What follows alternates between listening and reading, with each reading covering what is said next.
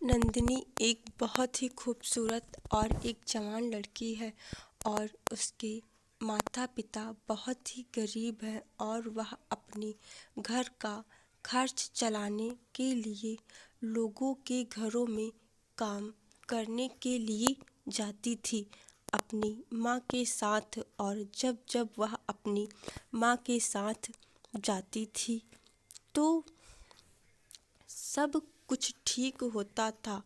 और एक दिन जब उसकी माँ बीमार पड़ गई और फिर नंदिनी को अकेले ही काम पर जाना पड़ा।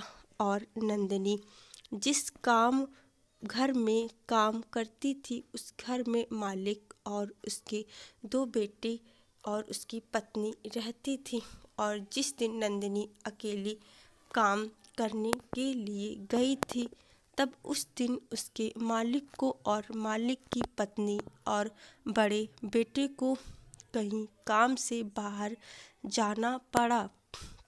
और तब उसके घर में सिर्फ उसका छोटा बेटा ही घर में अकेला था। और नंदिनी जब गई थी और वह थोड़ा घबरा भी रही थी क्योंकि घर में कोई और नहीं था।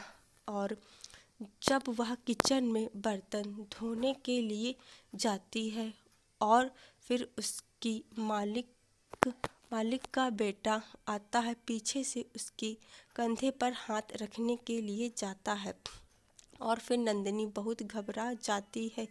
और जैसे ही उसने उसे छूने की कोशिश की तो नंदिनी ने उसके गाल पर खींच के तमाचा रख दिया और वह चुपचाप वहाँ से चली आई और अपने घर आकर सारी बात अपनी माँ को बताती है। और फिर उसकी माँ कहती है कि आज के बाद तू उस घर में काम के लिए कभी नहीं जाएगी। बस कहानी इतनी ही। और ऐसी ही कहानियाँ जानने सुनने के लिए मेरे चैनल के साथ जुड़े रहे। चैनल को सब्सक्राइब करें, वीडियो को लाइक करें और कमेंट सेक्शन में ज़रूर बताएं कि आप लोग को कहानी कैसी लगी।